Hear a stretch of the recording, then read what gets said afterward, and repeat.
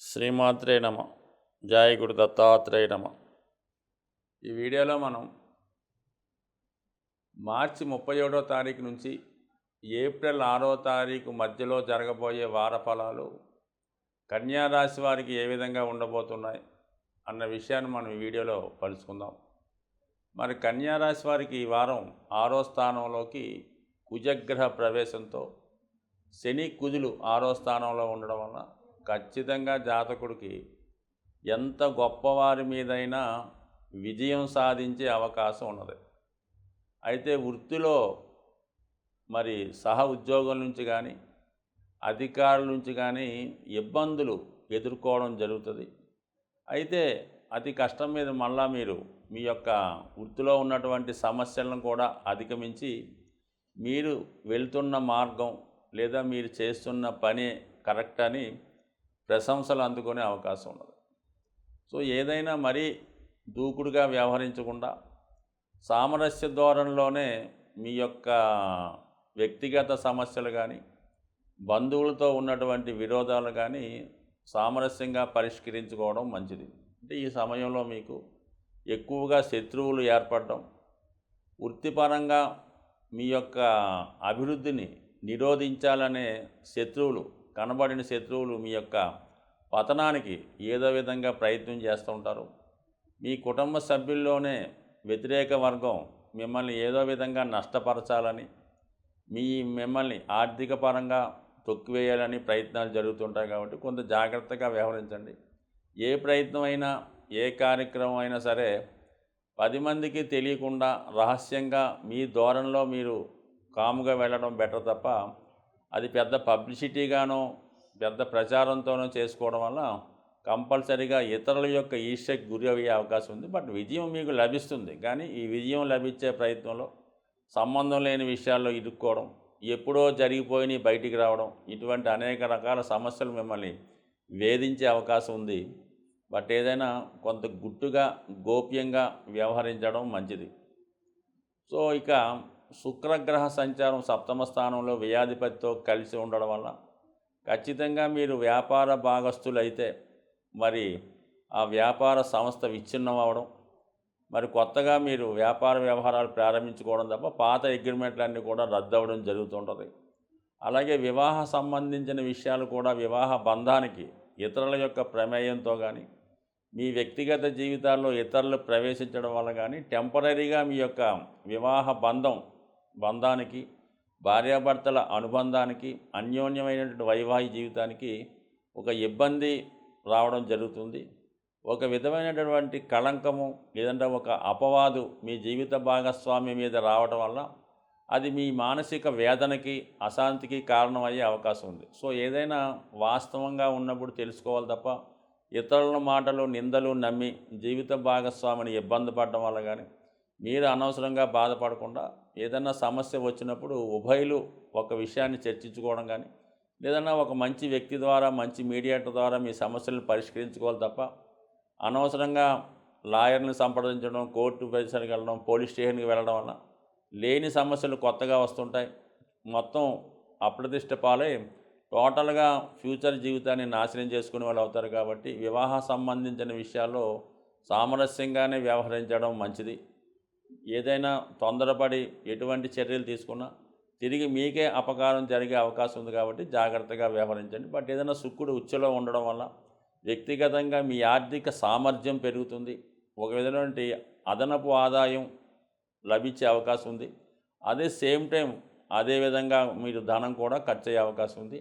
అలాగే ఉద్యోగపరమైన సమస్యలు కూడా అనుకోకుండా ఉద్యోగంలో మారవలసి రావడం కానీ లేదంటే కొత్తగా వేరే ఉద్యోగంలో ప్రవేశించడం కానీ జరిగే అవకాశం ఉన్నది ఈ వారంలో.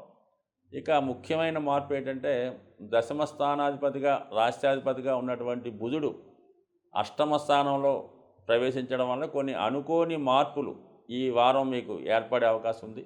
ముఖ్యంగా విద్యార్థులు విద్యా సంబంధించిన విషయాల్లో గతంలో తీసుకున్నటువంటి నిర్ణయాలు మార్చుకొని మళ్ళీ కొత్తగా ఆలోచించే అవకాశం ఉన్నది. సో అలాగే ఏంటంటే మీ యొక్క ఎంట్రన్స్ పరీక్ష కోసమో రాబోయే మీరు సంపాదించే సీటు కోసం ఒక మంచి గురువుని ఆశ్రయించి ఒక మంచి విద్యా సంస్థలో ప్రవేశించడం, ఒక గురువు ద్వారా మీ యొక్క ఫ్యూచర్కి సరైనటువంటి బాటలు వేసుకునే ప్రయత్నాలు ఈ సమయంలో జరిగే అవకాశం ఉంది. సరే, ముఖ్యంగా ఏంటంటే ఈ అష్టమ స్థానంలో ఈ రాష్ట్రాధిపతి, సప్తమాధిపతి అంటే ఈ బుధుడు ప్లస్ గురువు కీలకమైనటువంటి ప్లానెట్స్ మాట ఈ కన్యా రాశి వారికి.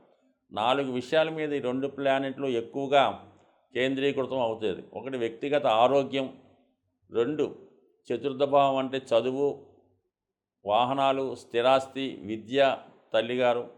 సప్తమ భావం అనేది వ్యాపారం, అలాగే వ్యాపార పార్ట్నర్సు, భార్య లేదా భర్త. అలాగే దశమ స్థానం వృత్తి, ఉద్యోగ వ్యవహారాలు.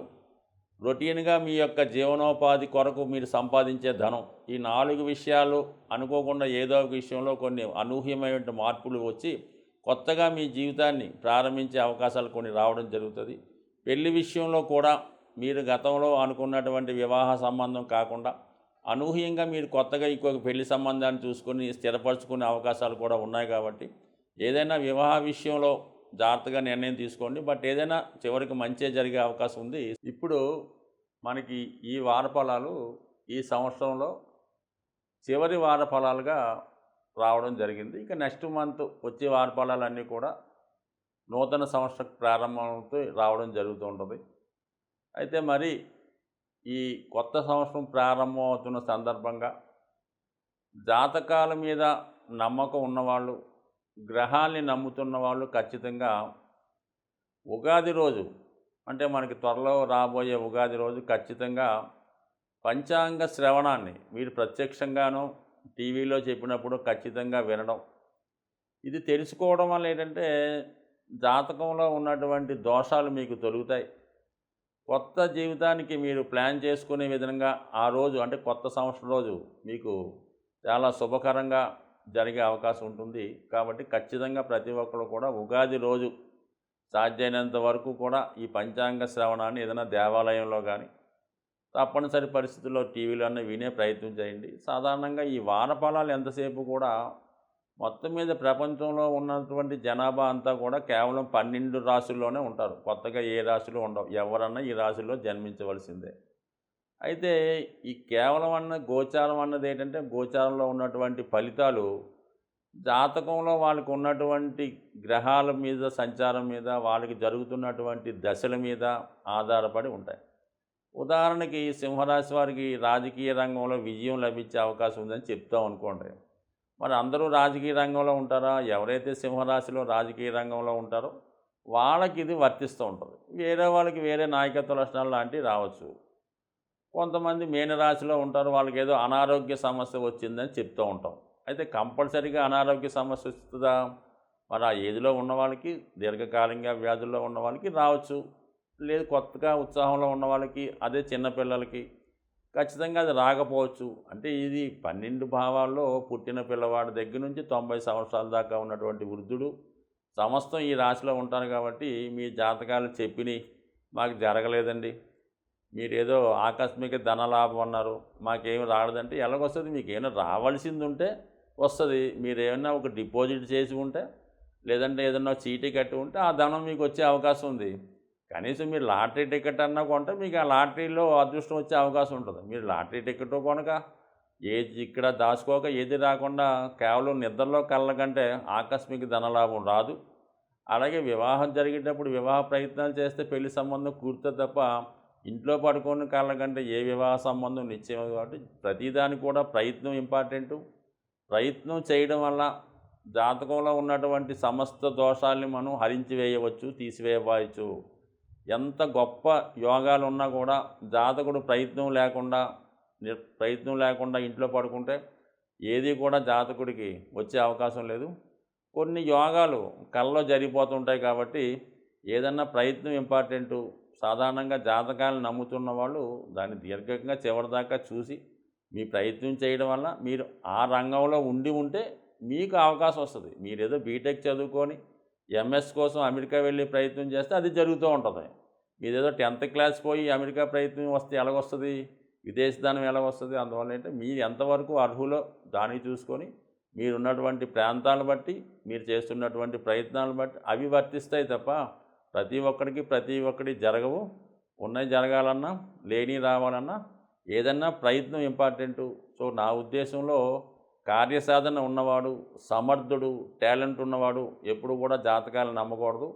వాడు స్వయం కృషితోనే పైకి వెళ్ళాలి. ఆ ప్రయత్నం అలా చేసుకుంటే ఖచ్చితంగా వాడికి విజయం వచ్చే అవకాశం ఉంది. ఎప్పుడైతే బలహీనుడే జాతకాలను నమ్ముతాడో, ఇతరులను ఆశ్రయిస్తూ ఉంటాడో, ఇంకో ప్రయత్నం చేస్తూ ఉంటాడు తప్ప ఎప్పుడు కూడా సమర్థుడు విజయం వైపు ప్రయాణించడంలో ఎప్పుడూ జాతకాలను నమ్మకుండా స్వయం కృషితో ముందుకు వెళ్ళడమే మంచిదని నా యొక్క అభిప్రాయం.